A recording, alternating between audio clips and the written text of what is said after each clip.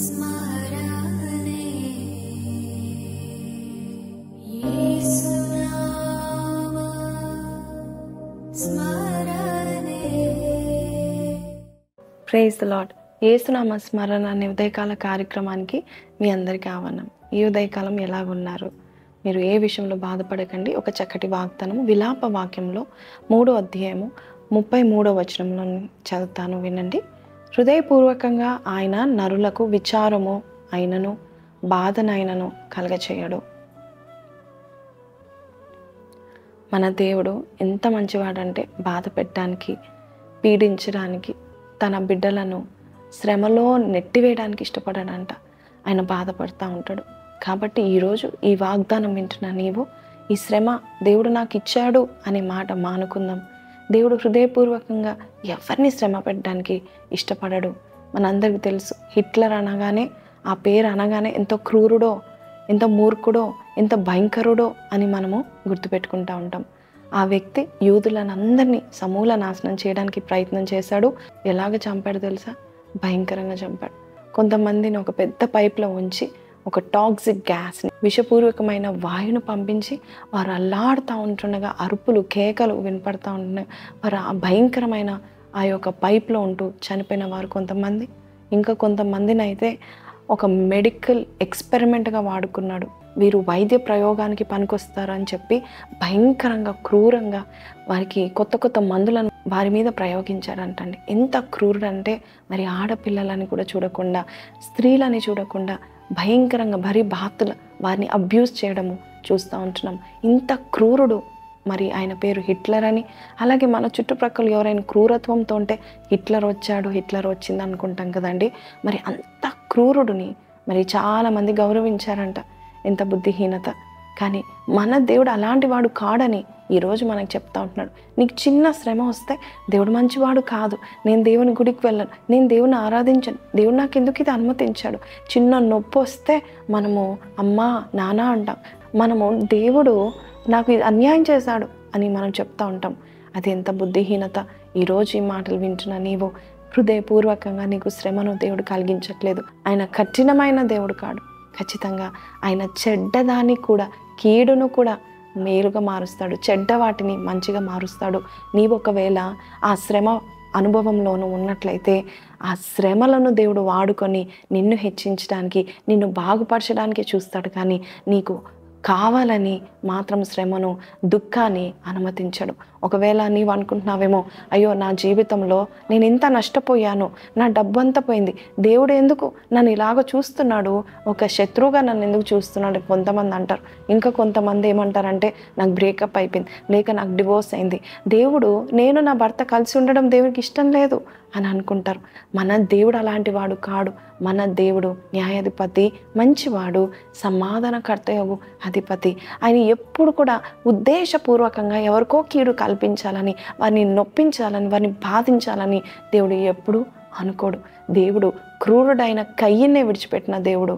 హేబేలు రక్తము మొర్రపెట్టినప్పుడు కూడా మరి కయ్యన్ని దేవుడు చంపేయకుండా విడిచిపెట్టడం మాత్రమే కాదు, ఆయన నొస్సల మీద ఒక మచ్చను పెట్టాడంట. ఎవరైనా కయ్యని ముట్టుకున్నట్లయితే మరి 7 అంతల శిక్షను పొందుకుంటారనేసి.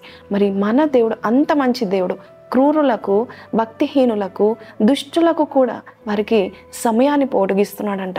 వారు మారు మనసు పొందుకుంటారేమో అని వారి కొరకు సమయాన్ని పొడిగిస్తూ ఉంటున్నాడు. వారి కొరకు కాలాన్ని మారుస్తూ ఉంటున్నాడు. ఇంకా కొన్ని రోజులైతే వారు మారు మనసు పొందుకొని వారి జీవితాలను బాగు చేసుకుంటారేమో అనేసి. అలాగే నినివే పట్టణస్తులు మనం చూసినట్లయితే, నినివే పట్టణస్తులు ఎంత భయంకరమైన వారంటే, దేవుణ్ణి మరిచిపోయి వారి ఇష్టానురాజంగా జీవిస్తున్న వారు, దుష్టత్వంలో ఉన్నవారు.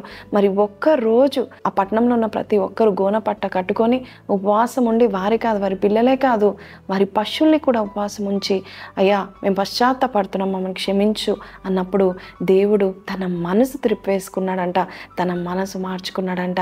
మరి యోనా కోపం వస్తుంది, నువ్వు ఇలాగ మనసు మార్చుకుంటావో నాకు తెలుసు, అందుకే నీ పని చేయను అని చెప్తా ఉంటాడు. కానీ మన దేవుడు ఎంత మంచివాడంటే, నీవు ఒకవేళ ఏ తప్పు చేసినా కూడా ఇప్పటికైనా నువ్వు కన్నీరు కార్చి, ప్రవ్వా నీ పాదాలు పట్టుకుంటా, నన్ను క్షమించు అన్నట్లయితే పరిపూర్ణమైన మనసుతో, నిజమైన ప్రేమతో నిన్ను కౌగిలించుకుంటాడు. అంతేకాదు, నువ్వు చేసిన తప్పులు మర్చిపోతాడు. సో ఈరోజు నీ మనసును మార్చుకో. మన దేవుడు క్రూరుడు కాడు. బైబిల్ సెలవిస్తుంది యోబు గ్రంథం 5వ అధ్యాయంలో శ్రమ అనేది భూమి నుండి పుట్టదు, శ్రమ నరుల నుండి పుడుతుంది. కాబట్టి మన జీవితంలో మనం చేసిన కార్యాలకో మన పితరుల వల్ల వచ్చిన దోషాలు బట్టో మనం శ్రమను అనుభవిస్తున్నా కూడా చెడ్డదాన్ని మంచిదానిగా మార్చేవాడు, మరి కీడును మేలుగా మార్చేవాడు. మోషే కాలంలో అలాగే ఎలీషా కాలంలో మనం చూసినట్లయితే చేదైన నీటిని ఒక్క చిన్న కట్టపుల్ల మరి ఆ నీళ్ళలో వేసిన వెంటనే చేదును మధురంగా మార్చాడంట, త్రాగడానికి అనుకూలంగా మార్చాడు. ఈరోజు మన చేదైన జీవితాలను కూడా మనం శ్రమల్లో ఉన్నా కూడా మన తప్పులు బట్టి కొని తెచ్చుకున్న శ్రమలే కావచ్చు, పితరుల దోషమే కావచ్చు, ఎవరో ద్వారా వచ్చే శ్రమ కావచ్చు, అవన్నీ ఈరోజు కొట్టివేసి హృదయపూర్వకంగా నీకు మేలు చేయడానికి ఉద్దేశపూర్వకంగా దేవుడు నిలబడి ఉన్నాడు. కాబట్టి ఆయన సన్నిధిలో చిన్న ప్రార్థన చేసుకుందాము. ఆ దేవాది దేవుని, ఆ మంచి దేవుని మనం కొలుస్తూ మనం ఈ ప్రార్థన చేద్దాము.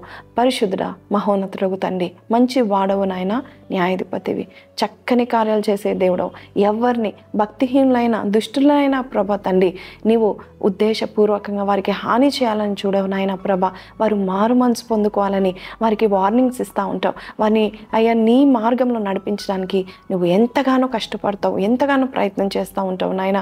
మరి మేము నీవు చేసిన కార్యాలను మేము మర్చిపోయి నీ మంచితనాన్ని మేము అలక్ష్యం చేసుకొని అయ్యా ప్రభ మరి నీవు మా పట్ల ఉన్న ప్రేమను మేము గ్రహించక పాపాలు చేస్తూ మీ యొక్క గాయాలను రేపుతున్నామేమో. ఈ రోజునైనా ప్రభ ఆ శోధన నుండి, ఆ శ్రమ నుండి నేను విడిపిస్తాను, తప్పిస్తాను.